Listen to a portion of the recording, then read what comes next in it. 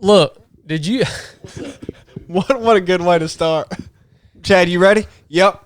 All right, we're live. Hey, boy, did you forget who the crap you're talking to? I think over the last little while, son, you have forgotten who the crap you're talking to, son. That's all right. I'm about to remind you. About to show you a thing or two, boy. Let's see it. I'm going to go ahead and tell you. Let's see it. I've let you slip for too long, boy. Slip? Yeah. What are you talking about? I let you slip for too long. What are you talking about slipping? Well, it's on me to set the standard around here. What are you talking about? Lord knows you ain't going to do it. What are you talking about? I mean, you just slipping in all angles, man. You getting weak. Video crap's making you weak. Computer stuff's making you weak. Friggin' not training's making you weak. Not racing's making you weak. What else? All that stuff. You always being weak's making you weak. Look, you always trying to make me film these stinking videos, man. That crap just makes you weak, dude. That crap's a distraction. I think it's weak to not do what you're supposed to do and what you commit to do. No, I didn't come out. I ain't commit to do nothing. Sure did. I didn't commit to do nothing. Sure did.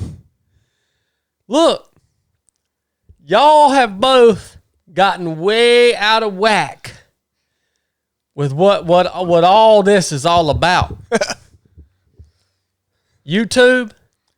Hey, Tig said weak. He's the only one here that's about to walk into a workout. So Tig already worked out, man.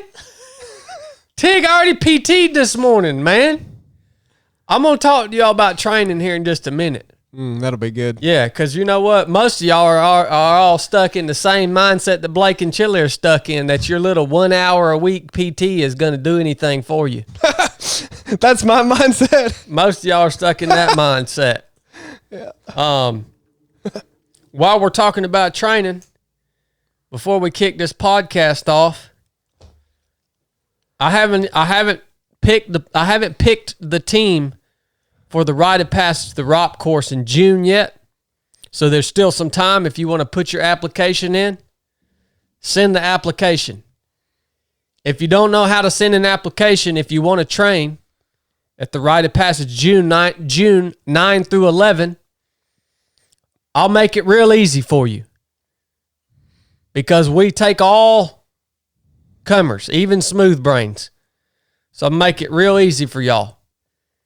Just click the description of this episode, and there's going to be a link in there. No, it's not going to be a link. It's going to be an email address.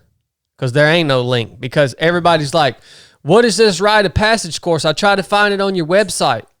It ain't on the dang website. Everything ain't got to be on a stinking website, man. This ain't corporate, canned. This is what we do, man. It'll be an email address. Send the email in if you want to train. But I'm going to go ahead and tell you, you better have your crap wired tight if you come train with me, man. Because I'm about tired of being nice. Yeah. I'm about to take y'all to the next level. Because of all the smooth brains, we have created a new shirt. Chili has created a new shirt for you guys. Because YouTube, there are enough of you that are, I don't know, I don't want to call you dumb, but I don't know what else to call you. But that's not very edifying. When I didn't call them, I said I don't want to call them dumb, but I can't think of another word, so I'm just not going to call them nothing. Okay. So that would be, by default, dumb. when my little brother Blake, our tech guy, when he posts a video on YouTube teaching y'all how to shoot guns better, because he's the best shooter of all of us, y'all all comment on there and think it's me. What is wrong with you, Ben? So we've made a shirt for all the smooth brains. I'm wearing it right now. It's a new color. Sherbet green. Look at this shirt. Throw him one, Blake. We got it there. Is it showing Can y'all up? see this? Oh, yeah, they can see it. Yeah. Don't mess with the tech guy. I freaking love that shirt. And don't get the tech guy confused with me. All right? The tech guy's the money man. The tech guy makes the magic happen. If you've ever had an email responded to, it ain't me. All right? Don't mess with the tech guy. Sherbet green, son. Is there anybody watching this right now that's named Sherbet Green? Sherbet. Because This is insane. if you're on here right now, S-H-U-R-B-I-T. Sherbet. Sherbet Green, if you're on here right now, I'm going to send you a shirt for free. All right? So Roger up if you're on here, man. There's nobody named Sherbet, dude. Well, if there ain't, there should be. What if there was a Herbert Green? That could be. No. That could be though. That's close if it's enough. Herbert, maybe, but not Herbert. It'd be Herbert. That's close enough. We'll give it to him too. Where can people buy this, man? Well, you just trashed websites. So here's but- something that is on the website. Well, the website, just 3 of 7 Project store. You should be able to navigate to it. If not, well, Somebody just bought one. Let really. me see who bought. Is who it Dr. A. Conian? No, 2 people just bought one. Dr. A. Conian said he bought one. I gotta Oh, see. that's Anthony. Anthony who? Anthony, how you say his last name? Paulus. If he's on there, he's watching. He can correct What me. the crud, man? Why can I not see these orders, Chili? Sheely. Justin Sheely said he just ordered one. Okay, Anthony, Lewis, Paulus, and Justin Sheely. Yeah. Hey, Matt McIver said that his bedroom name is Sherbet Green. He said that's what his wife calls it. Sherbet Green, boy. Well, these are a limited run, so. Chili, every shirt you make's a limited run. Well, yeah. Now, don't. Oh, We man. can talk about that later. But yeah. This dang shirt, if y'all couldn't see it in the camera well enough, somehow Chili has made this shirt, and the image of the tech guy on this shirt, it literally looks just like Blake. It's a picture of him, dude. Shout out to Fonzie for these shirts, by the way. Thank you, Fonzie. Yep. It is a pretty. That is Blake's #1 fan. Fonzie. And Fonzie's wife. I thought your grandma was Blake's #1 fan. Well, Blake's got so many fans, it's hard to rank them. But He does have the good thing about a lot of Blake's fans though is a lot of them just think it's me, so then I get double fan. I get the double fan load. so a lot of people think you do what you do and what Blake does because you're just one person. That must be nice. Look here, guys. We are 3 separate people. Yes, we make one person, but we're 3 separate people, like the Trinity. Oh, All right. let's not go down that road. Look, so if you see Blake on YouTube, it's Blake. Chili is a separate person. I'm a separate person, but we all make one. But you should still have enough sense to know which one we are, all right? What the daggone crap is wrong with people, man? Some people said, boy, this must be an old video back before Chad grew his beard. Yeah. Well, here the problem with doing this right now is everyone that's listening to this probably doesn't make that mistake. Yeah. But the people who do make the mistake are not watching this right now. That's probably the biggest thing that's going to keep you frustrated in all this. No, I'm not frustrated. Oh, I think it's wonderful. It gives me something to talk about on the podcast. People keep doing stupid stuff. Please. Get on there and talk about my time in the SEALs. Yeah, keep doing stupid stuff. It gives us something to talk about. We absolutely love it. The world would be a boring place without people not doing stupid stuff. So, it's really a blessing. This episode is brought to you by our hydration partner, HOIST. Yeah, that's right. Made in the USA. On the cutting edge of hydration supplement. I have put this stuff through the test. I drank this for 24 hours straight when I was doing the treadmill run when I crushed Chili's soul for the second time. And let me tell you what, it works. It's better than water. It has all the stuff you need, 70 calories. It's got calcium, potassium, magnesium. Chili, what does magnesium do for you? Lots of stuff. It's a part, a lot of people think electrolytes mean sodium.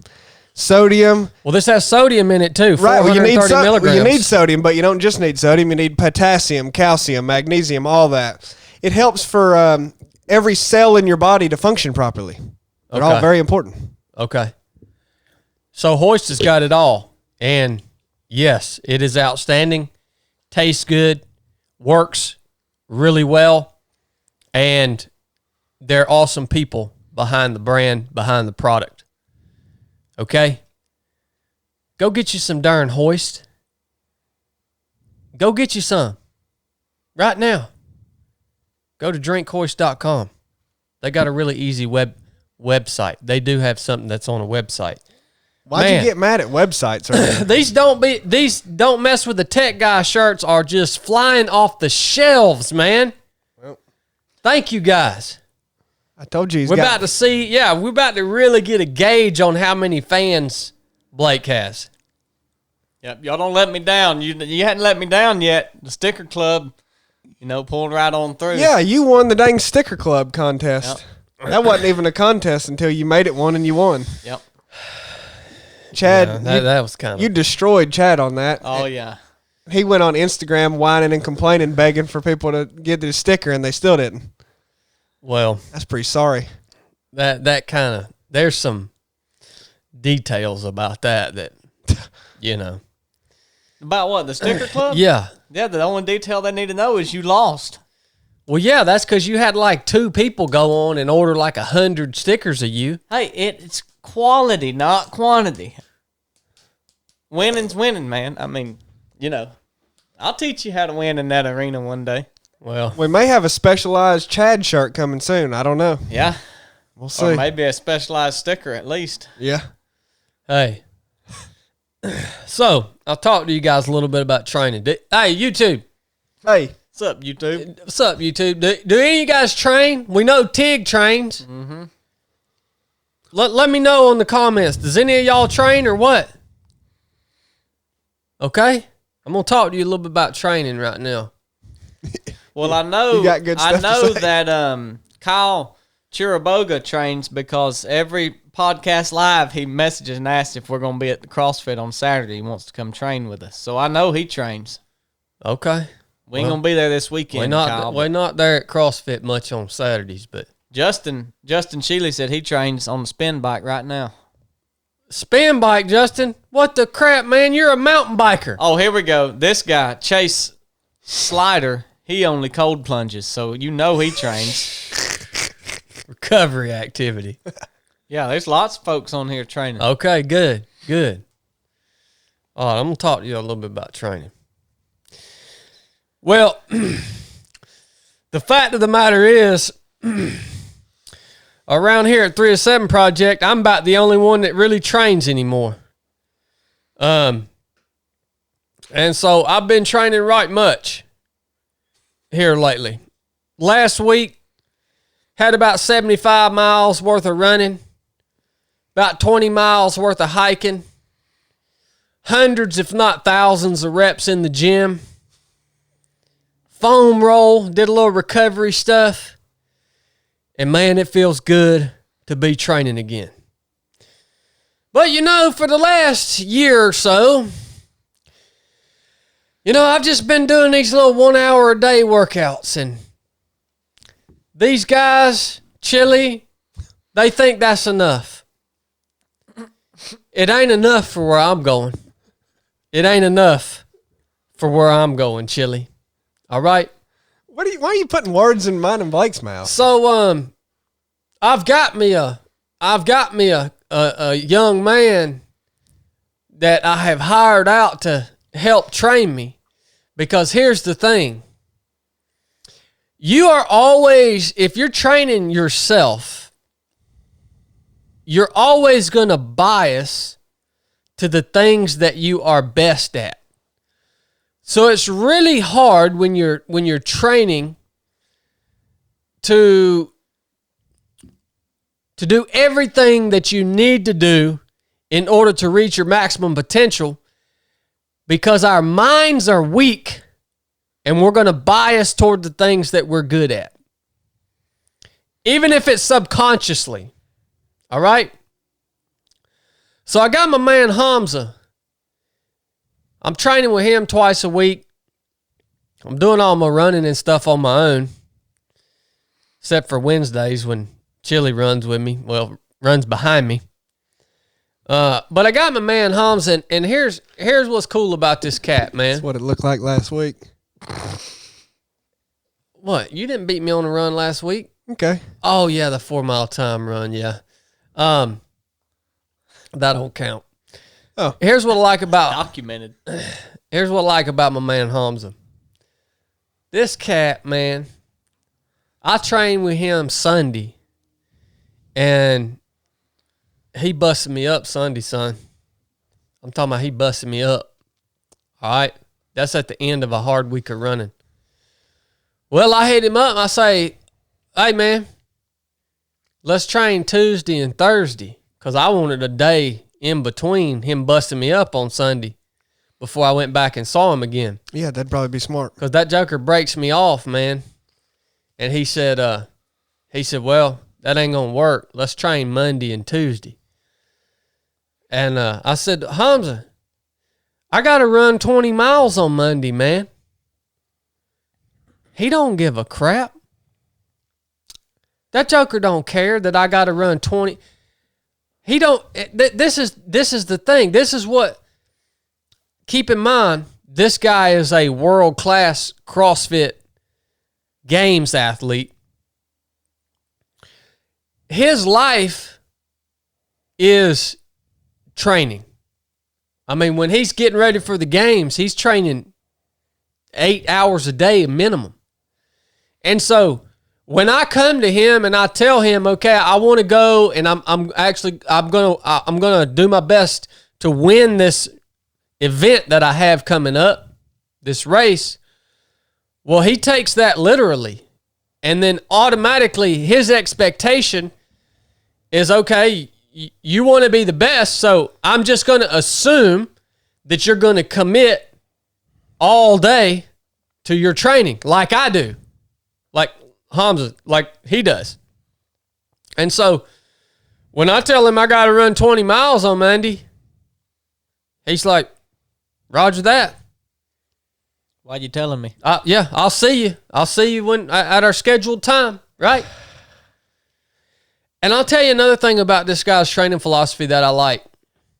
And Chili probably don't like any of this because he thinks he knows everything about training, but he ain't even that good. I'll tell you another thing about Hamza's training philosophy that I like. I'm watching this guy, and even when I used to watch him when he was training up for the games, he would always do a little more. He would always do a little more. He would always add a little more weight than he had to. He would always just go a little. And this is I've noticed this every time I go and work with him. He knows what I've got coming. And so every time we work together, he wants to make the running aspect of it harder than just running, if that makes any sense. So like, If we have any running in our workouts, he has me carrying a daggone 40-pound sandbag or wearing some kind of weight or doing something that's causing more resistance than just the activity of running. And I really like that, man, because here's the thing. I can't recreate the event that I'm about to go and do. I cannot recreate that in training. I only have these mini time blocks in training. So during that time, I really like that he is so adamant about making the activity harder within that mini time block than it's going to be out when you're actually competing. I just like that mindset, man. And don't get me wrong, you have to run the regular miles too. But every time you can get the opportunity to make it a little harder than it's going to be on race day, at least for a small segment, I think that's a wise decision. Another thing I like about this cat, man, he doesn't have any emotion at all. He literally just stands behind me and says, go faster. Go harder. Like, no good jobs, no pat on the back, no, oh, are your muscles sore today? Well, we're going to modify something. It's none of that crap, man. So training is going good. I feel stronger now. This is probably, the last 2 weeks have been, I would go as far as to say, the hardest 2 weeks of training that I have put in. Because I'm not usually a high miles running a week type of guy. And I would say just cumulatively, last week and then now going into this week are probably the hardest 2 weeks of training I've ever put in. And my body feels strong, man. The pale horse about to ride, son. I told y'all, I ain't messing around. What do you think, Chili? Oh, I don't know if you want to go into this. I mean, I fundamentally disagree with pretty much everything you just said, so I don't. Well, that's why you're you. Yeah, I mean, we can either talk about it or not. I mean, I have no disrespect to Hamza at all. I mean, I respect him a lot, and he is literally an elite, world-class CrossFitter. But he can only help you do supplemental work for a 250-mile foot race. And this isn't some knock on him. He's not a runner. He's not a running coach. To use him as like a primary workout like that is just foolish. It violates the specificity aspect of training. The two pillars of training that matter most to everybody, regardless of what you do, is specificity and consistency. So, I mean, I could literally dissect each piece of what you said, but I mean, I fundamentally disagree with most of it. Like, that's not how you should approach supplemental training. Like the whole idea of the Monday thing after you've got a 20-miler and you're sore from Sunday, like, why would you not space out these supplemental workouts so you can recover from them and then get more benefit from them when you actually do them? Because I ain't a puss. Well, that's great that you're not a pussy, but like that's not going to get you as much better as you possibly can. I mean, that's great. If you're a puss, that's going to significantly hinder you. But you can also do things in a smart way, and that doesn't make you a puss. That'll let someone like me train more optimally, and you can bash your head in a wall all day and look back at me and be like, dude, I'm so much tougher than you, and maybe you are, maybe you aren't. And I'll be like, okay, well, what about doing this the right way and then getting better results? Like, basically, you have a conflict of goals. You have to decide what you'd rather do more. I just want to go hard, dude. Yeah, I mean, well, you have to decide. Like, I just want to go hard. I'm hearing two goals from you right now. I'm hearing you want to be the toughest dude out there, and I'm hearing that you want to win this race. Those are two different goals. You got to be tough to win the race. Oh, no, I don't want to be tough. But to make your goal to be the hardest dude out there that's not a good idea to win the race. We'll see how that plays out. Well, okay. Yeah. Look, YouTube. I'm sure we will. Look, YouTube. Dude, I could talk about this for hours. I mean, your mindset, your thought process around training is literally half retarded. I mean, it doesn't even align with what your stated goals are. I mean, it's insane.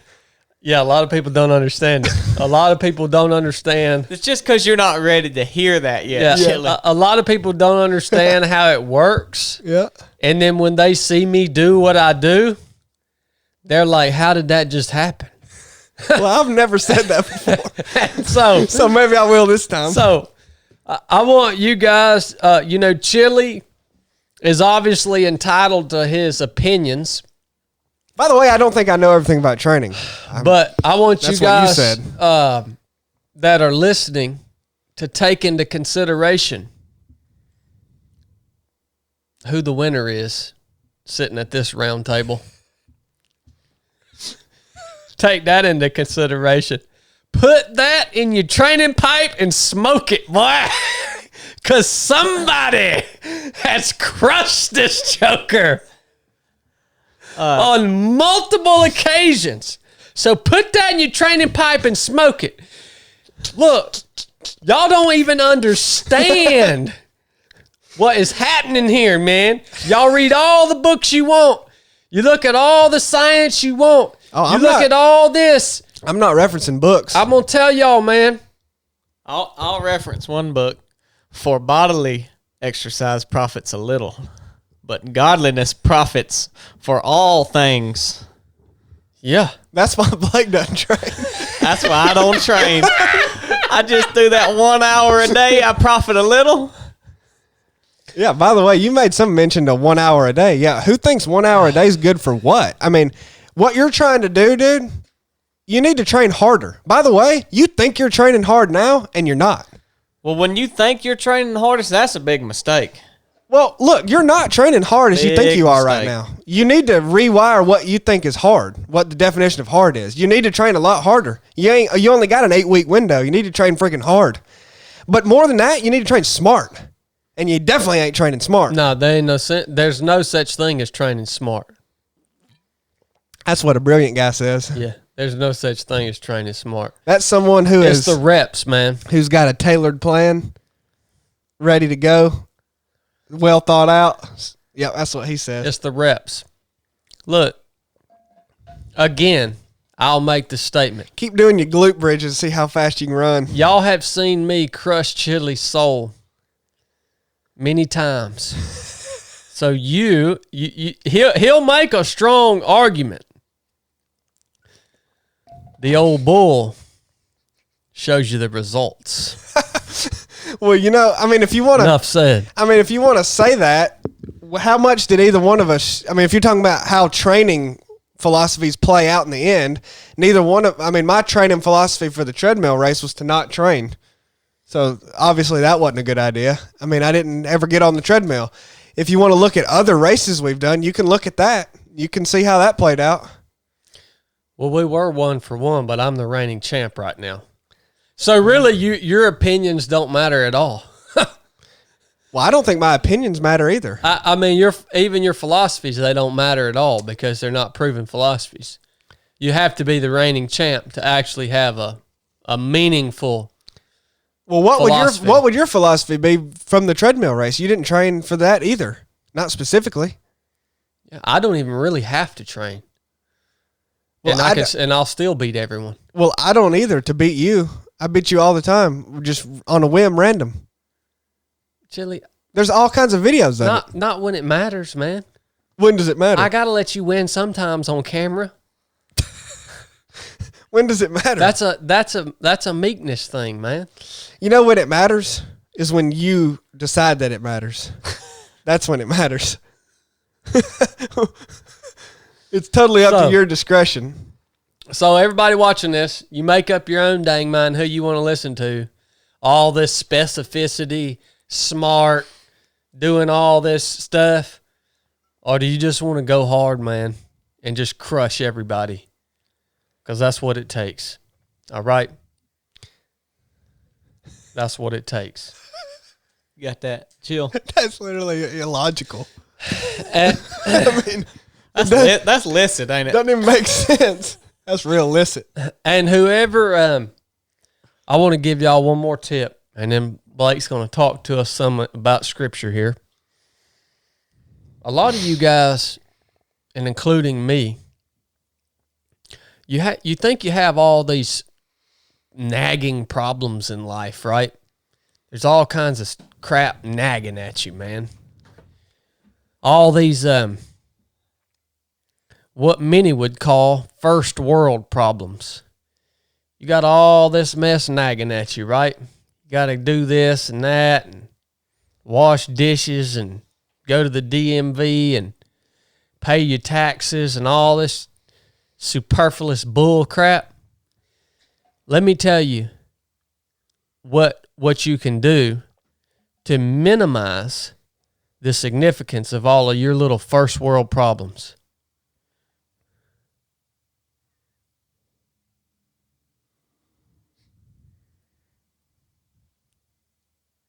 Train like me. I love the moods you get in when you start training a little bit harder than you were. Go ahead and go out and inflict Great. and go ahead and go out and inflict some real pain upon yourself. And all of a sudden you're going to realize all the little nagging bull crap, it's just going to shrink. Go ahead and inflict some real pain upon yourself. You realize, man, nothing else really mattered about that crap, man. I'm hurting up in here.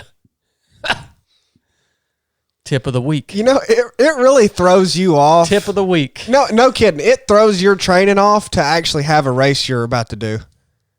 It throws you off because you would rather just, like do it not for that. Yeah. Does that make sense? I mean, it really does throw you off to have a race that you're training for because it needs to become about that race and getting ready for that race, but you can't do that. Except nothing throws me off. Well, okay, but you Except that. But I mean, you don't like that. You really don't like to have a race you're training for because you refuse to be smart and be a tactician about that race and figure out the details of how, like, what would be optimal for you to do because you don't want to do that. You just want to go hard and have it change your day to day and train for different reasons.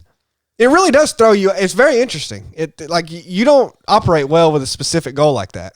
No, you're right. I like the process more than I actually like the event. Yeah.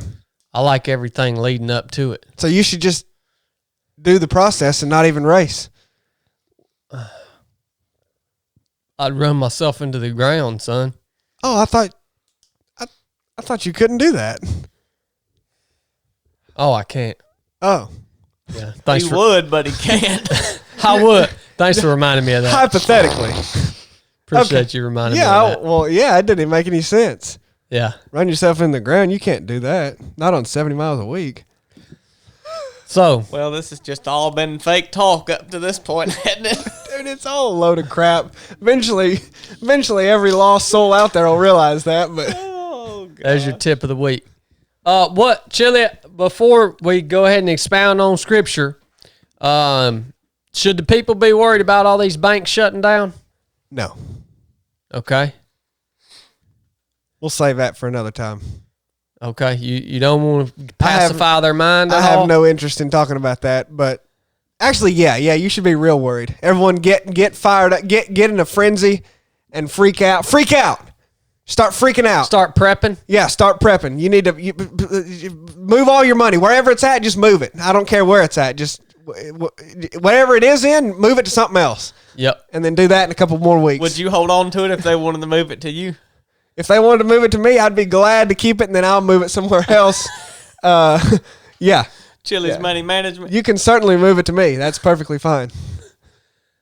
So, Chili's advice for you guys that are worried about all the banks. Just to freak out. These banks shutting down. It's going down. Freak out. Begin to prep. Mm-hmm.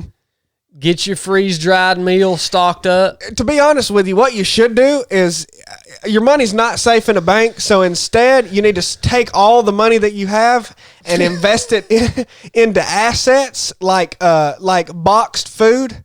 Yeah. like those big buckets. Like if you honestly $10,000, what good is that doing sitting in cash underneath your mattress? You can't eat money, so put it into those survival buckets from Jim Baker or Kenneth Copeland, one of the two. They both have a great product. So I would recommend putting it in that because truly, if it's in a bank, you're going to lose it. This way, you can't lose it. It's got like a 20-year shelf life on it. All right? Well, if everybody just went and drew all their cash out of the bank, that'd be good too, wouldn't it? Well, exactly. Everybody go withdraw their That'd entire speed funds. things up a little bit. That's exactly what you should do. Any money in a bank, take it out. Any money in an investment in the stock market, take it. You got to take it out now. If you're going to lose some with that, you just got to take your loss and invest it in storable food. And by the way, whenever those buckets go dry, think about how many use of those buckets. You could crap in it. You could haul sand. You can store water in You them. could store water in them. All kinds of stuff. Yeah, Dang, that's a good point. that's what you should do. Can't ever have too many buckets. No. Just a reminder, all the stuff that you think is real and this money and all this stuff, none of it's real. Your money is just, it has no actual value. This whole system that we're all a part of here, it's all just a facade, and it just hangs by a little thread, right? So, in truth, the actual only thing that you can possess that can't be stolen from you is skill sets. Actually knowing how to do something to serve yourself, to serve your community, to make yourself valuable. It's actually the only thing that you will ever possess that can't be stolen from you. So if you take Chili's advice and pull all your money out of the bank, spend your useless currency on attaining some sort of skill sets to make yourself valuable. You know, my wife asked me the other day, she said, would you recommend that a young person join the military? And I said, you know what? Maybe I would have said that, but I've changed my mind on that. I believe a young person should go and learn a literal, tangible skill to make themselves valuable in society. I think that's a way better path than joining the military. Yeah, you learn some skills in the military depending on what you decide to do in the military. But like a trade, man. I think you should learn a trade. So, okay. Blake, thank you for being here today. Oh, thanks for having me. I appreciate It's an honor you. to be here. Appreciate you being on the podcast. Yeah. Glad to be here. Do we got anybody watching? Yeah, we got 111. All right. What's Watchers. up, YouTube? All right. We're going to talk about some stuff here. Blake, I've really been proud of the tech guy here lately. We do have a new shirt out just highlighting the tech guy. He's really beginning to broaden his horizons. He's starting to read more, study more. He's starting to think deeper about things, and he hasn't been that way in the past. He's been very surface level, just very surface thought process, but he's really broadening his perception and his thinking. He's now accumulated volumes of books. That don't mean nothing unless you read them. And he's reading and studying. And he has some things that he wants to pass along to you guys today. We're going to talk about them here. And I'm just grateful to have you, Blake, because, here lately in Scripture, I've been kind of bouncing around. There's no specific thing that I've been kind of honed in on. I've been reading a lot out of 1st and 2nd Peter, 1st John, kind of these books here, and a lot of good things there, but I haven't really honed in on anything. So I see you've now purchased a volume of books. I would like to know, what exactly is it that you have been really honing in on here lately, friend? Well, thanks for the introduction, although I feel like it might have had some sarcasm in there, but Well, it's psychological tricks, right? He yeah. gives you compliments and then beats you down and then lifts Yeah. you back up. It's really abusive. It's an abusive relationship, really. Yeah, emotionally abusive. Yep. No, I bought just a bunch of, most of the books I bought lately are all books that are supplemental to Bible study, and particularly I bought these from Warren Wiersbe. I've been liking his commentary and some of his books, and so yeah. But lately, what I've been studying. Well, first, let me say, did you look at that paper I gave you the other day? No, I have not hadn't looked at reviewed it yet. I just think it's important for people to know, because one thing that aggravates me is when people use the Bible as a grab bag is the reference I use, where they'll just pull out scriptures of the Bible in order to support their theories. So basically they're interpreting the Bible through their lives rather than their lives through the Bible. Does that make sense? Like, they believe this thing, and so they go pull scriptures out to back up the way they live, and they don't actually read them in context. So I don't know if I'll put it out or not, but I made this just basically for me, and it's just this document, and it's like, what is the book you're studying, who wrote it, who's it written to, why'd they write it, and what are the key takeaways in it. Why would you not put that out? Well, Why would you not make that available to people? I might. I mean, there's other people that their mind works like yours. Yeah, I might put it out, but the reason that I created it is because there's probably millions of resources out there that already have that information. So you might say, well, why would you do that? But there's something about going to look something up for the sake of writing it down and then actually writing it down in my mind that makes me remember it. And so that document, I just thought it would be cool to have that as you study each book of the Bible. You go through, you write all that down. It'll spread your knowledge, but then also give you something to refer back to and read it in the way that your mind processed it. So anyways, that's essentially what that is that I gave you. And so that's how I like to study. I like to read in depth and context. Sometimes I'll study topically, and I've kind of been doing a little bit of both, but I've been reading about suffering for quite a while now, and I'm reading this book called Why Us? When Bad Things Happen to God's People, and a lot of it's kind of in Job. But for a long time, I'll hear people, they'll say, if you're in like a gathering of Christians, and they'll start it and they'll say, is there any praise reports and prayer requests? And they're always, people are willing to say that, oh, God did this for me and I interpret it as good, so it must have been God's will.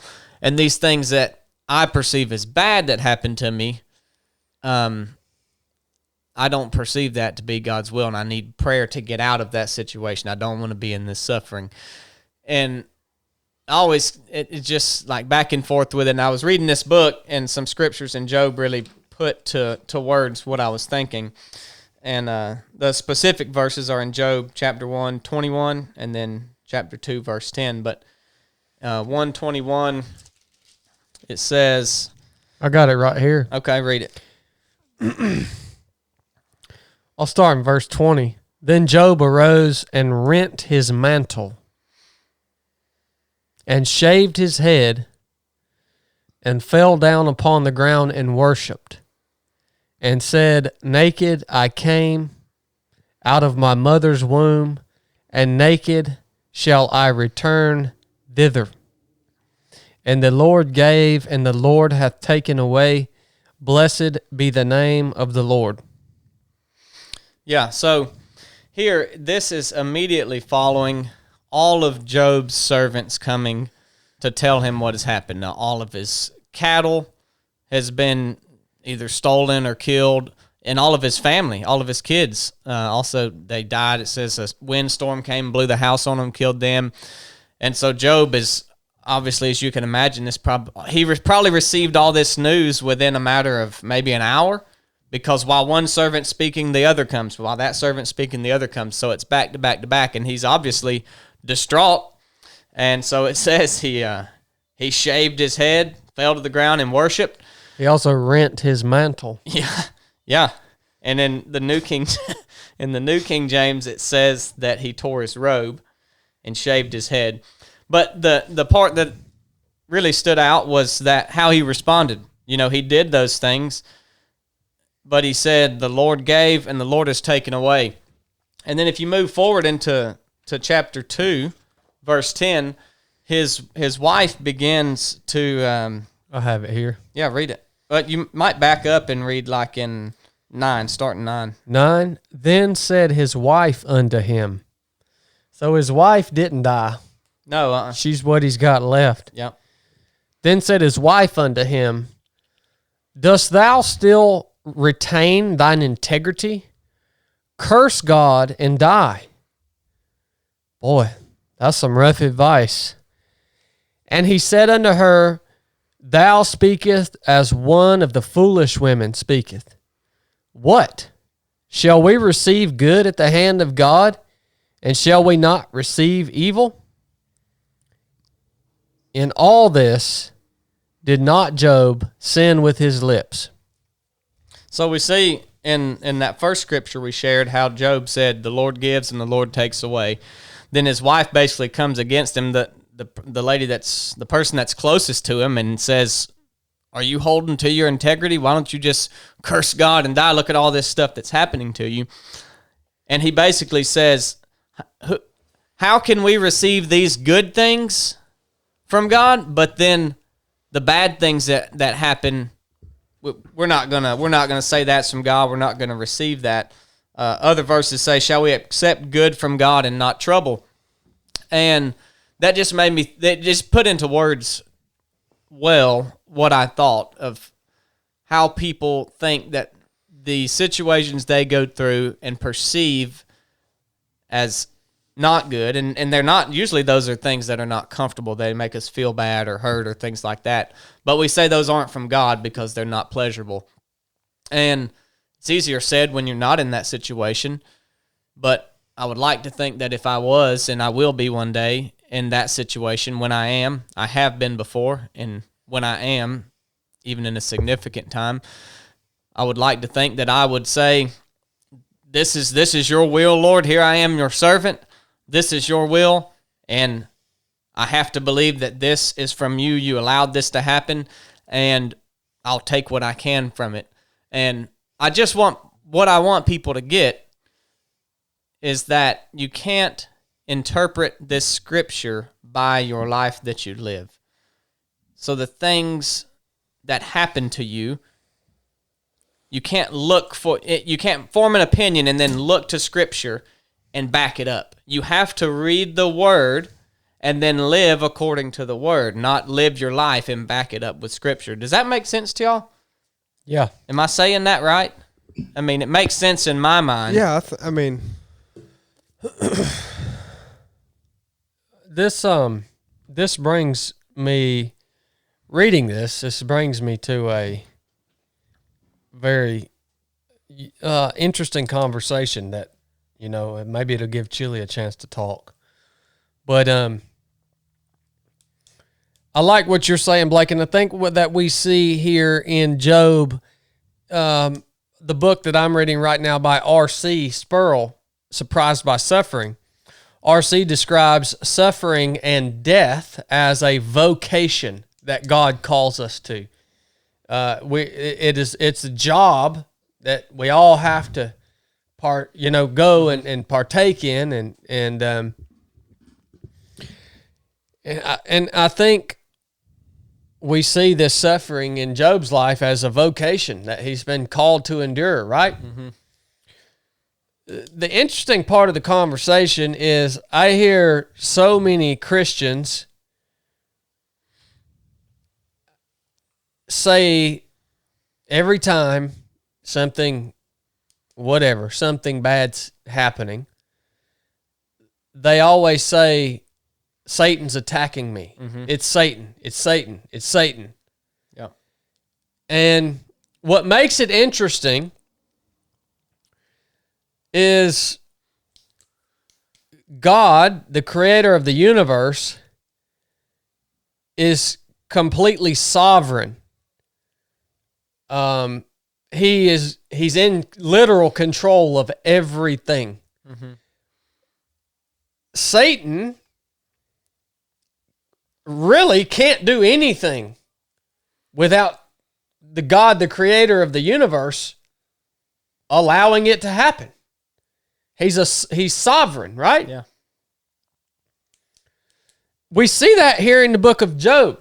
This is a great illustration of what I'm trying to tell you right here. So all of this suffering that Job is enduring is being caused by Satan manipulating the situation of his life, but it's all being allowed to happen by the sovereign God that we serve. Mm-hmm. And that ain't going to sit well with a lot of people. No. That don't sit well with a lot of people.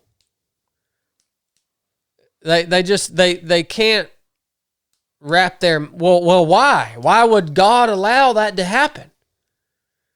Right? So yes, some of the bad things that are happening to you in life are a direct result of evil, mm-hmm. right? Happening to you. But in reality, sovereign God, the creator of the universe, is ultimately allowing it to happen. Yeah. For whatever reason.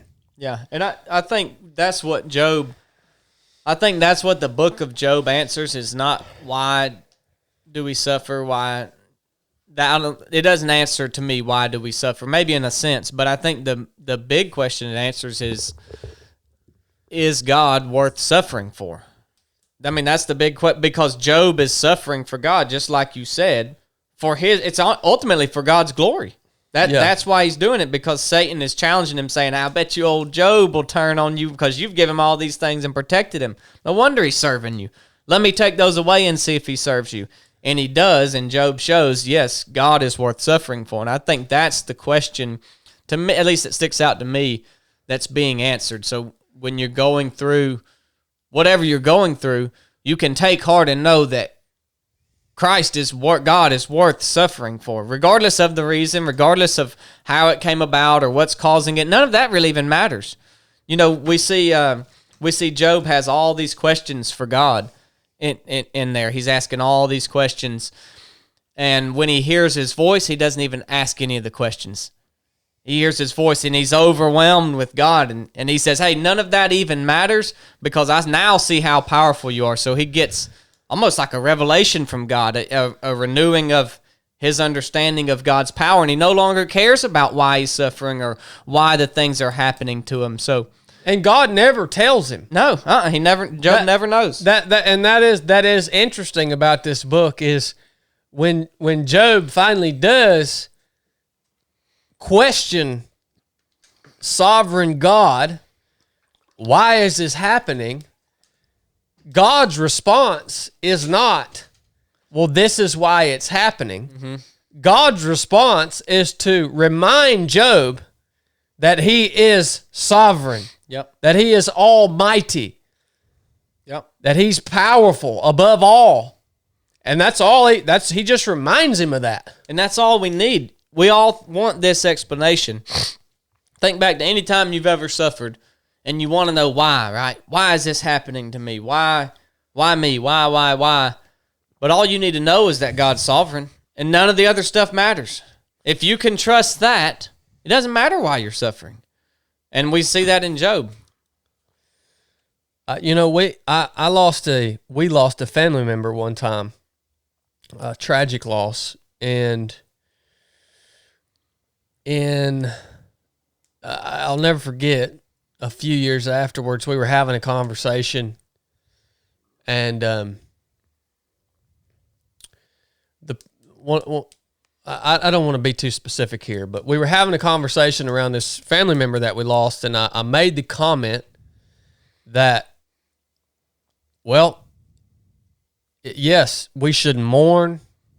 We miss this family member, but ultimately, I have faith that it was the Lord's decision to call him home.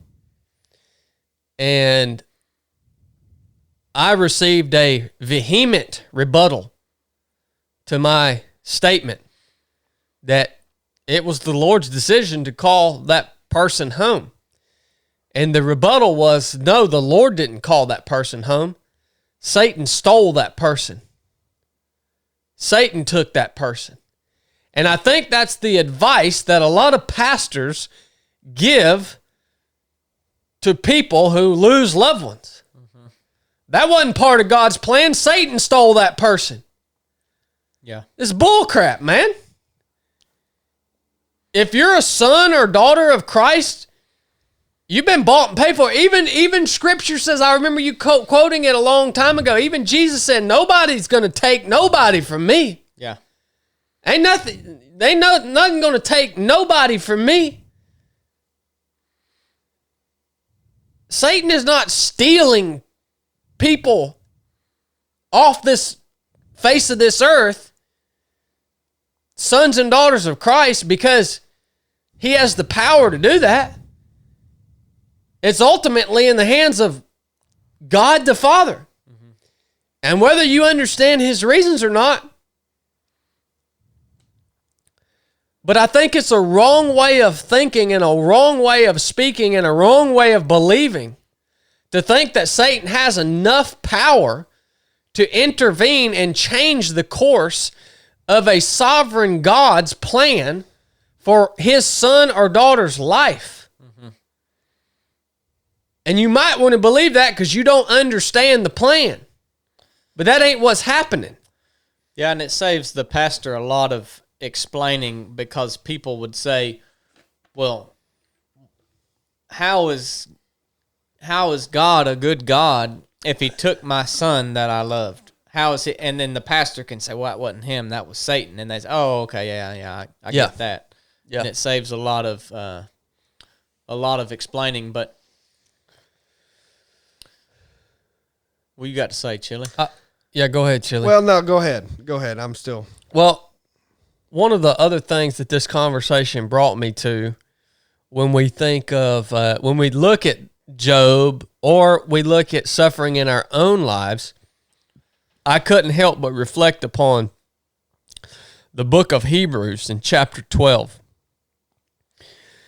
And a lot of us say, well, how does God allow suffering? In one scenario, God will allow suffering as chastisement to you and I. All right? This is a wonderful verse, Hebrews 12. I've got verse 5 in here for some reason. Oh, yeah, I guess it starts in verse 5. And ye have forgotten the exhortation which speaketh unto you as unto children, my son, despise not thou the chastening of the Lord, nor faint when thou art rebuked of him. So God will chastise his children and rebuke you and I. For whom the Lord loveth, he chasteneth, and scourgeth every son whom he receiveth. Every son. If ye endure chastening, God dealeth with you as a son. For what son is he whom the Father chastens not? And so here we see just a very direct example of one reason you might be suffering in life. if you're all confused. I don't think that's every case, but it wasn't Job's case. No, Job wasn't being chastened. And then at the very end of Hebrews chapter 11, as he's going through the kind of wrapping up the heroes of the faith, and he's describing in verse 37, the heroes of the faith, they were stoned, they were sawn asunder, they were tempted, they were slain with the sword, they wandered about in sheepskins and goatskins, being destitute, afflicted, tormented, of whom the world was not worthy. They wandered in deserts and in mountains and in the dens and caves of the earth. And these all, having obtained a good report through faith, received not the promise. And he goes on to talk about we have received the promise of Christ. And I just thought, what a description of those who were counted not worthy of this world, wandering in deserts and mountains and dens and caves of the earth. But they obtained a good report through faith amongst all of that destitute, suffering, death, stonings, temptation. They earned their good report through faith amongst those circumstances. Yeah. That's what earned them a good report. So your report ain't going to come back so good if you have just maintained some level of faith in all these, in this easy time, right? I just thought that was something that this conversation brought me back to Hebrews chapter 11 and chapter 12 in terms of this conversation around suffering. Yeah. Bishop Chili. Well, I've got a question I want to pose, but I guess I'll read this first. It made me think of Genesis 50. That is the last book of Genesis. I think it's the last book. Yeah. And it talks about the burial of Jacob and the death of Joseph. And there's a verse in there, verse 20, that says, "As for you, you meant evil against me, but God meant it for good in order to bring about this present result, to preserve many people alive." So it's just another example of, like, not only do we not understand God's plan, we don't even know what it is before, everything happens, and you may never even see. Yeah. And I don't know how much we can understand any of it or God's will, but I guess the question I want to ask, and maybe I'll start with this. We use the terms God's will, our will, free will, God's plan. Like, is there a difference in God's will and God's plan? I mean, I think we'll establish that's talking about the same thing, right? Okay, is God's will always done on earth? Because, I mean, that is pretty much the definition of sovereign. I mean, sovereign's in control, right? But is his will always done? Yes, I think it is being done. Because that is, I think if you sat people down, you would get totally mixed answers on that. And, it is being done. That don't mean that I have to like it. Yeah, but I'm talking about, is it always done? Because a lot of people's initial reaction is, for sure, it's all, yeah, I mean, he's God. It would have to be. Well, I mean, I go back to specific things like, was the fall of man God's will? I mean, that's hard to say it was, right? Because it's like, by definition, it wasn't, right? Like, he created the world perfect.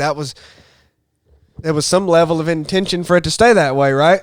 Well, was free will God's will? Well, that's what I'm getting to. Like, I can't sit here and confidently say that we have free will like we all understand it, or like I understand it. Like the free will that I've, grown up just saying without knowing what I'm talking about, I've always understood it to be like I can totally do whatever I want to do. I mean, that's free will. Like I can choose to do whatever's presented to me,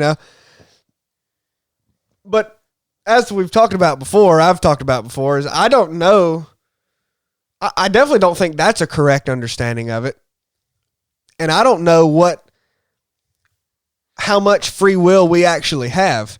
So that, and to me it begs the question, like, if God's will is always done, if it is always done, then what choice do we have? To me, it starts asking that question.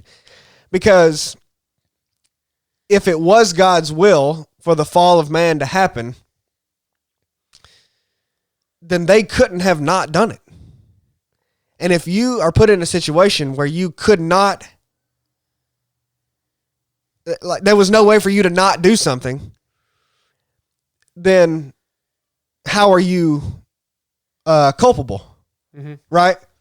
So this conversation brings all those questions back to the forefront of my mind because I'm quick to say, like you can be quick to say multiple things, like multiple statements regarding this topic separately that all seem correct and seem fine, but then if you put them all together, there's some inconsistencies. Just like I think many people do. Many people have the temptation to say that good things that happen are God's will, and then they don't want to acknowledge that other things that happen that may not be as favorable to them, that's really what it comes down to, are not, that's not God's will. It's like, well, that seems like you're talking about your desires. Like, basically, if it was good for you, then it was God's will. And if it wasn't good for me, it couldn't have been. It's like, well, that's certainly not the filter it goes through, but that's many people's, I believe, inconsistent view on the subject. And, I'm thinking like, well, how much am I how inconsistent am I if I go ahead and say, yes, God's will is always done, but then not in these cases? Like, it's just, I don't know. I mean, that's pretty much all I've got to say. I don't, that's what it ends up bringing me to thinking this whole discussion because. Yeah. I almost think that, well, first of all, this specific topic that Chili has broached here has been expounded upon throughout centuries. Really good book if you want to dig deeper into what Chili's talking about. It's called Willing to Believe by R.C. Sproul. Willing to Believe. It's an entire volume on just this and analyzing the different outlooks on this throughout history. And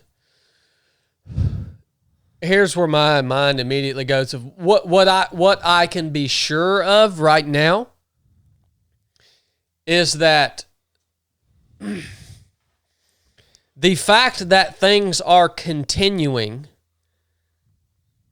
things are happening in the order and the ways that they're happening, when I look at it from the ultimate perspective, yes, it is God's will. Because when I look at it from the ultimate perspective, the reason I have to come to the conclusion that it is God's will is because I have the faith that God could have and could at any moment end it all immediately. And when I mean end it all, I mean literally make it as if it has never happened. Well, sure. That's what I mean by end it all. He could literally wipe it as if it never happened. And he has the literal power to do that at any moment. So the things that are happening as they have happened since the dawn of mankind, it is his will to allow them to happen. the fact that it is happening means that it is his will. Does that make sense to you? So I can be sure about that. Because if it was not his will, and he has the ultimate power to make it as if it never happened, then that's what would happen. Well, ultimately, a lot of people also put their faith in the end that God's will ultimately be done.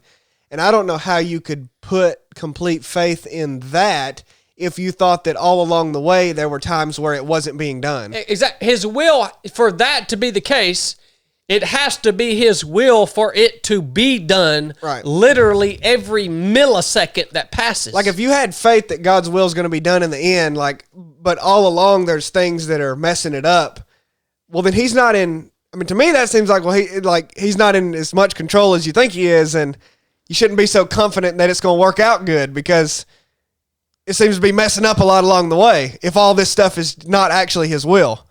I'm saying, but that brings us to, well, it is his will. If you look at it from that perspective, it has to be. There's no other conclusion unless you want to disagree with me and say that God doesn't actually have the power to uncreate something that he created. By definition, he pretty much has that. That would detract from who God actually is. What God actually is. That's a hard argument. Yeah, it would be a hard argument for you to make that. But that's my ultimate conclusion, that the fact that it's happening at all tells me that it has to be his will, because if it wasn't his will, it would stop happening. Yeah, and I can certainly follow that, but then that poses what does our will do with it? What is our will? What is our will? What is the nature of our will? Because God's would be complete. Ours is what? I tend to believe I tend to believe more along the lines of, and this is really hard to comprehend. I tend to believe more along the lines of predestination. Well, that's within the frameworks of logic and reason that we utilize. I can make a much stronger argument for the fact, for the idea that we don't have free will.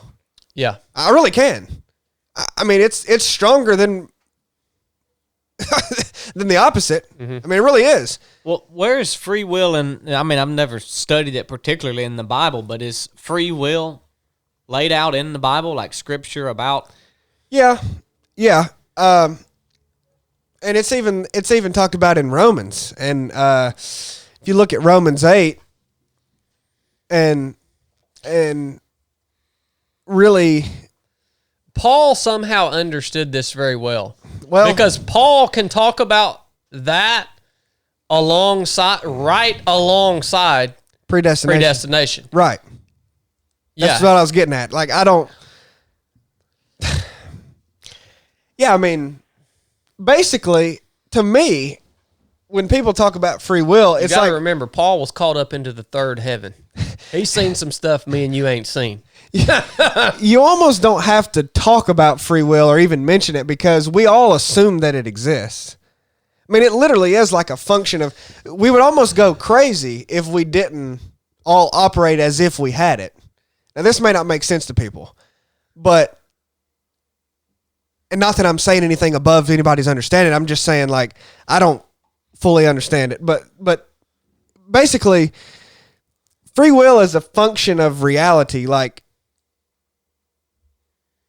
we operate as if we have complete autonomy to do what we like. That doesn't mean we have it. Mm-hmm. But we certainly do all operate that way. Mm-hmm. I mean, we don't do something and then think in our head, man, isn't that funny God made me do that? Isn't that I just ate this cookie. It's like, man, God made me do that. I mean, we don't think that way. Well, don't you know I don't need no more sugar? What'd you make me eat that cookie for? We'd be nuts. And to say that God is, like, essentially to say that we don't have any, choice in the matter, then you have another problem. You have, like, how is sin our responsibility? How does it fall on us then? Mm-hmm. But it goes back to other things that you've said. Not that this makes it easy to understand, but you could certainly argue that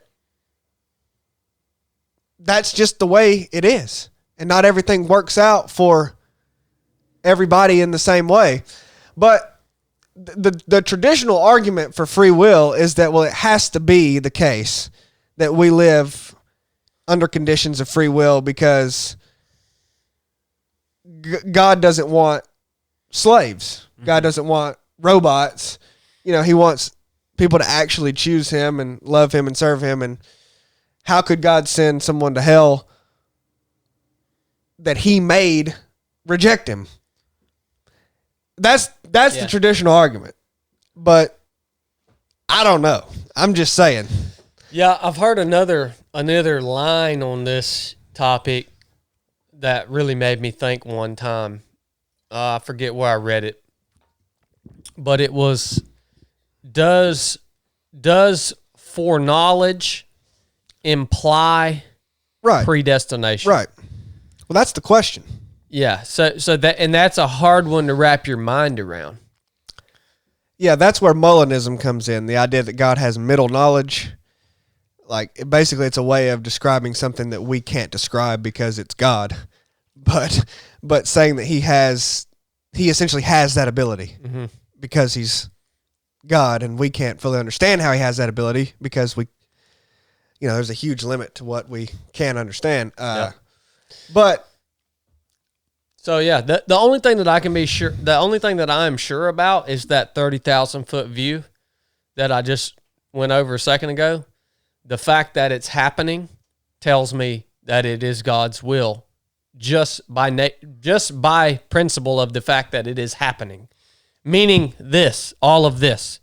Well, because it could be not happening, not ever even happened, right? So, but then when you descend into the weeds, then these conversations in the weeds have been debated upon for centuries. Yeah. And will continue to be, but I didn't want it to get in the weeds. Really, I brought it up because it does actually, in my opinion, go along with what Blake was saying. Is like, if you establish is God's will always done, then that helps answer those questions that you were talking about earlier, like that you had with your family member that passed away. It's like, hey, look, you're saying Satan did this. I mean, ultimately, this was God's will and can be made for good, that would be the. Well, and in light of that, what's y'all's take on the scripture about where Satan comes to steal, kill, and destroy? Do you think that's literal or not? And if so, then what is he stealing and killing and I mean, stealing, exactly. So that is, I think that is, if I dream this, if I try to picture this in my mind, so that is Satan's goal. That is what's driving him, but he is still bound by a sovereign God. So Satan, just like many people that you probably know and see and this and that, like, he might be doing things that he thinks that he's in control of, and he doesn't even realize he is actually still bound the entire time by a sovereign God. Whether he knows it or not, it's happening. Mm-hmm. Right? And, I can't help but be tempted to make the statement that God interacts with his children in our lives and actually has more control over our existence than the human beings who are not in relationship with God. But scripturally, that would be inaccurate because we have seen sovereign God utilizing human beings in Scripture who are evil and pagan and controlling their life to bring about his will, the same as he controls our lives to bring about his will. I mean, the prime example of that is Pharaoh. You know? Yeah. So I don't even think there's a distinction. I just think sovereign is sovereign. Yeah. Yeah. I just have a hard time with attempting to be consistent about, because even just your own personal decisions and your own personal sin and the good things that you do, you know, you'll see people give. Sorry. No, go ahead. I just had the whole issue, and you breezed over it, but this is a big issue in people's minds, and I'm surprised more people ain't comment about it on YouTube, even though I'm not watching the comments. You talked about how does the weight of our sin fall upon us? How is it our responsibility, right? Well, I said if we're talking about it in this context of, you know, who's really in control here, right? And if our free will is not what we think it is because of our perspective on free will, if that's not the reality, how can our sin be counted against us, and how does God, right. why then would we need atonement? Right? I think the atonement for our sin has everything to do with God the Father establishing true and completely righteous justice. I think this is a hard conversation, but whether or not the sin that is in you is being done because of your free will or not, the ultimate reality is that it is being done. And it is being done. And so what happens is because it's being done, in order for God to be completely just, he has to atone for that. He has to. Sure, I mean, he has to atone for it. Because if he doesn't make atonement for it, then he no longer maintains his position as God. Right? Well, no, I knew you were going to say that, because that's essentially the argument of it, is like whether it is actually falls on our choice or not, it's still there. I just think we can start thinking too small about our own sin and think that the atonement of our sin is only for us, when in reality it is ultimately to uphold God as truly just. Like, you see what I'm saying here? That like was his means of fulfilling his will. He had to do that in order to remain where he's at. Yeah. It's not even a choice for him. It's just who he is. He cannot be anything other than what he is. Yeah. And what he is completely pure, completely righteous, and the only true just being that exists. And so he can't be anything other than what he is. So the atonement for your sin, I think we can start thinking about it so along the lines of, well, this is for me, when ultimately it's more than that. Yeah. Well, we're definitely getting to the end here, because this is about to be a question that it's getting way too. Well, get ready to take some questions over there. But it's worth mentioning because of something you said earlier. when you said God could have done something different. And What was I speaking about? like he could end this all right now. Like he could do that. But I don't even know. I want you to understand what I'm saying when I say he could end it all right now. Oh, I know what you're saying. I don't mean like he could cut it off. I mean like God. This could just it could just have never happened. Right. But that does bring me to the point of like when you talk about an all powerful, an omnipotent God. And what you just said was essentially like how could he be different than what he is? Like he is what he is. I mean, I'm not saying this right, but yeah, the question is essentially could this look different? Could this have been different? And a part of you says, well, yes, God's all powerful. He could have done, this could look any way. There's an infinite ways this could have looked. And in another view, it's like, no, this was it. Because it's hard. Oh man, it's so hard to explain, but like God, you can just stop with God is essentially. God is, period. So how could this have been different? Like this. Oh, I see what you're saying. Does that make sense? Yeah. There's either infinite options or there's one option. And you could argue that like, no, that it couldn't have been different because this was it. Yeah. This was.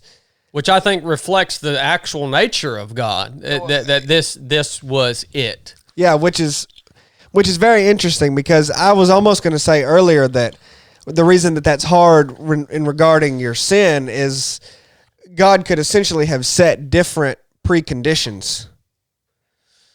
Essentially, well, he could have just created us in a way that, like, this could all be different. It could all be set up different. And then I'm like, well, maybe, I don't know if you can say that. I don't know. Yeah, I know. I get exactly what you're saying. And I think a more accurate reflection of the nature of what we know of God and his nature that he's revealed to us, the better answer to that question is this is it. Yeah. It couldn't have been any other way. Yeah. Yeah, it almost seems like there's a problem with saying that, but there's a problem with saying it could have been different too. Because it's like, well, if it could have been different, then yeah, that is when you're really getting to the nature of God that I don't think we can. I love. grasp. I love. Where is it? I think it's in Genesis. My one of my favorite parts of Scripture is when God tries to describe himself to Moses, and he literally says, "I am." It's one of my favorite parts of the Bible. God's description of himself to you. I am. Roger that, son. Roger that. Well, he said a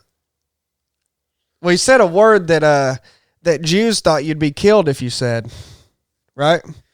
He said Yahweh, right?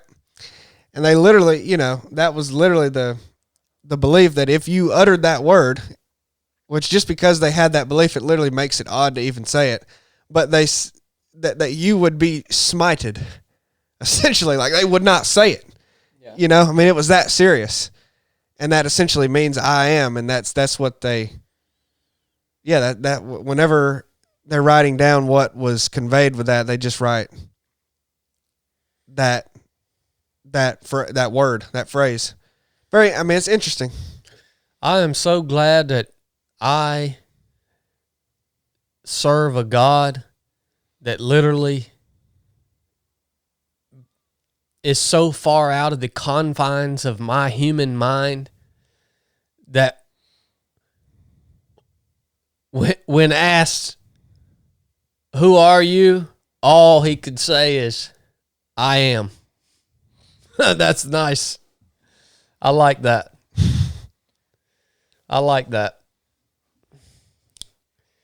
Any questions from the tube? There's not many. There's one What's up, here. YouTube?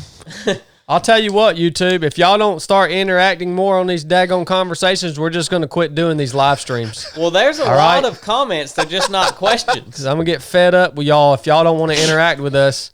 They're just not questions. Okay. This Ron Pacheco, he said, so would it be possible? Oh, So- Lord. So would it be, would it be God's will for one to live sanctified and die to the flesh and another to live in sin? Yeah, that's what we were. Which kind of what we were talking about. But Yeah. that's about our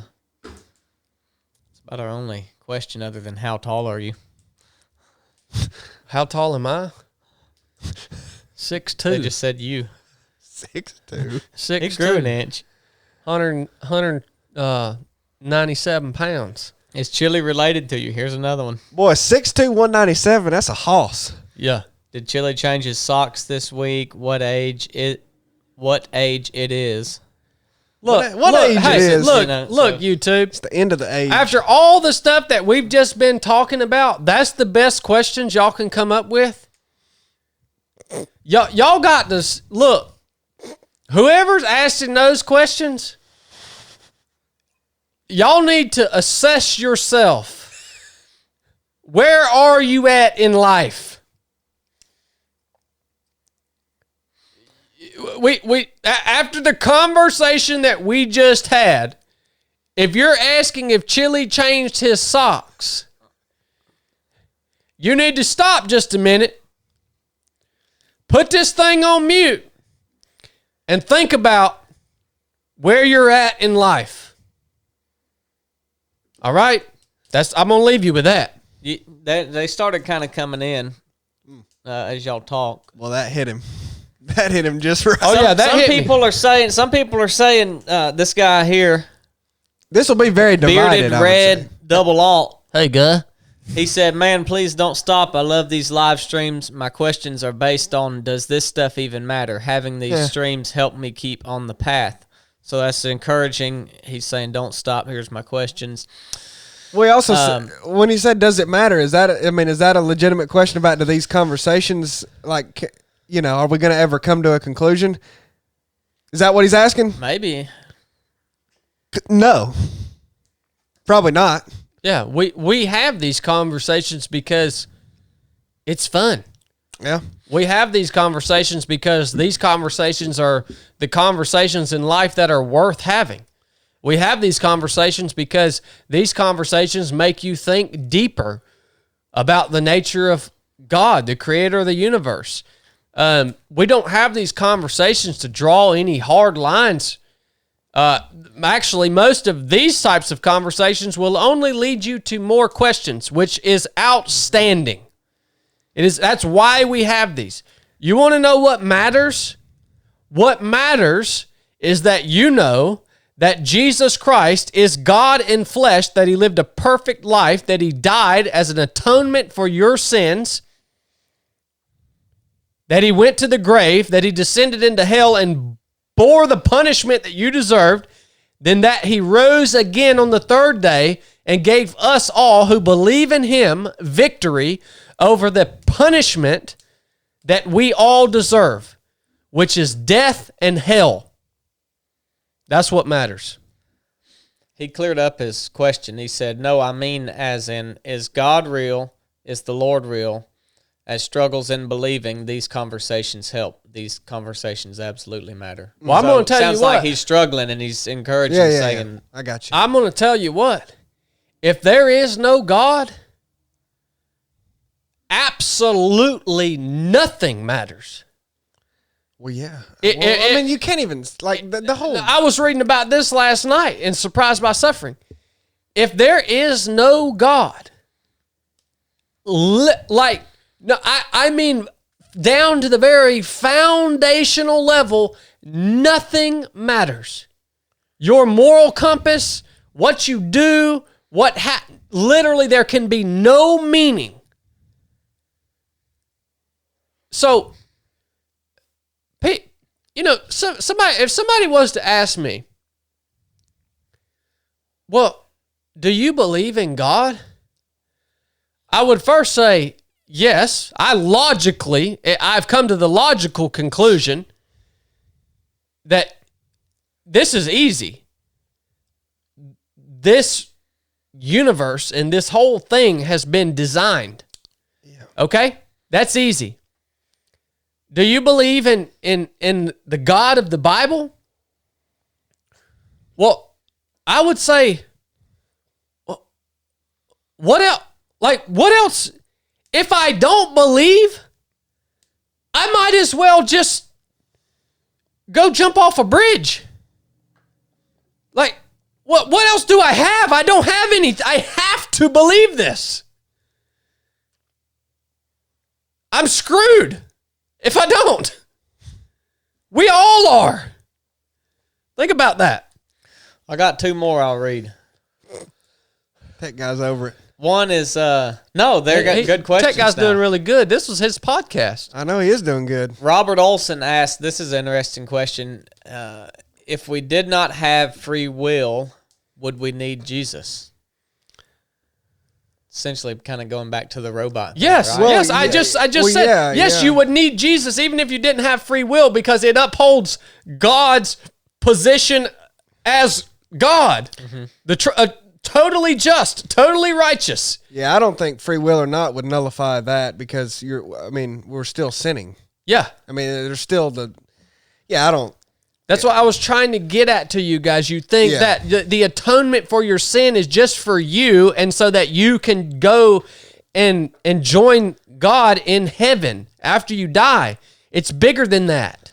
I think he's getting at sin is a result of free will, and if we didn't have free will, would there be sin in the world and would we need Jesus? I think is where he's going with it. Well, that goes back. That goes back to the discussion on could this be any different?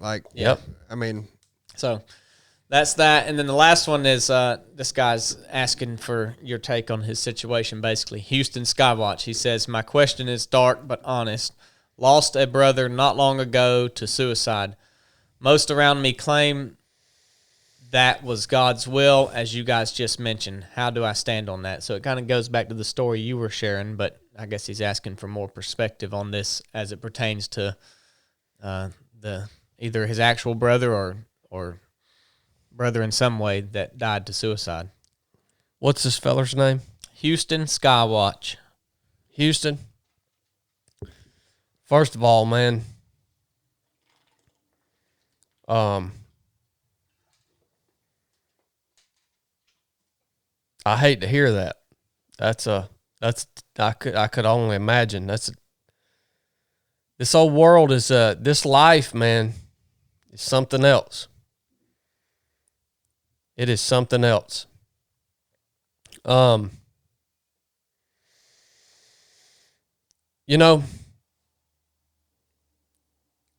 best advice that I can give in this situation, and here's the reason why I have to give this advice. Because whatever you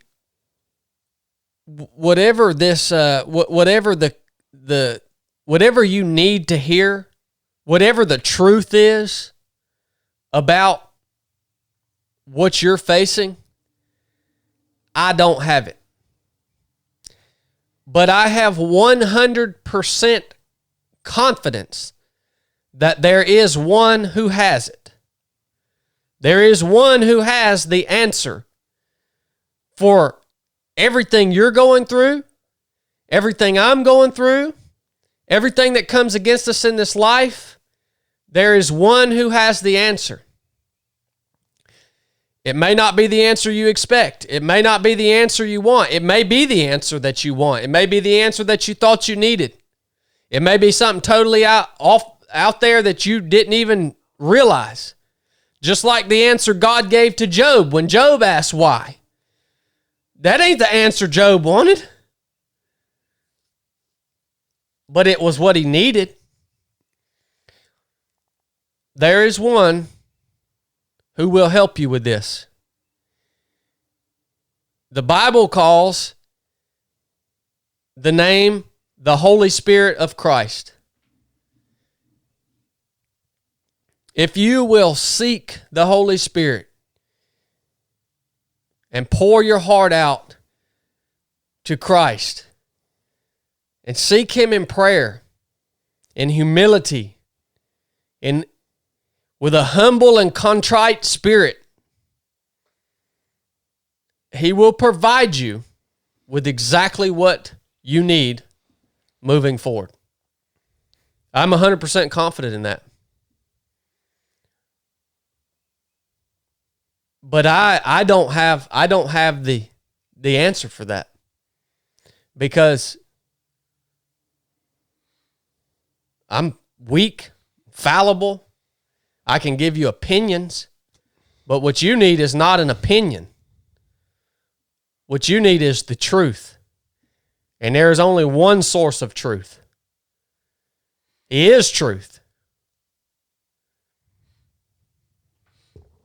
Our brother Clint Ruffton hit us with $1.99 in the super chat. He's got a question he wants us to answer. Appreciate that, Clint. Can God create a rock too heavy for Himself to lift? Clint, what if I told you that God was in a rock? Yeah, thanks for the super chat, Clint, but that's your intellectual prowess is not showing today. I am that I am. That means I literally am. Anything and everything that exists. Don't get confused about that, by the way. Well, it's just it's a silly English language double negative. Can God not? That's silly. It's freaking goofy as crap. People have been asking that for years. Have they really? Yeah, smooth brains, man. Is that a common question? It's a common smooth brain question, yeah. What are they getting at by the question? Well, Clint, because if God could create a rock big enough that He couldn't lift, then He couldn't do something. But it's a silly English language double negative. Okay. It's really I goofy. see. well, here's the thing. Clint is actually a very smart guy. Well, that's a smooth brain question. Yeah, I know. He's probably asking that In jest. to get us fired up. I guarantee you he is, because he's a smart dude. Yeah. All right, guys. Well, that was a podcast for you. Dang near 2 hours long. Yeah. Good gosh almighty. It's almost 3 o'clock. Shut this unit down. Good gosh. We didn't get started till middle of the day today anyway, so. That is true. Team PT this morning, 10 plus mile run. It was good.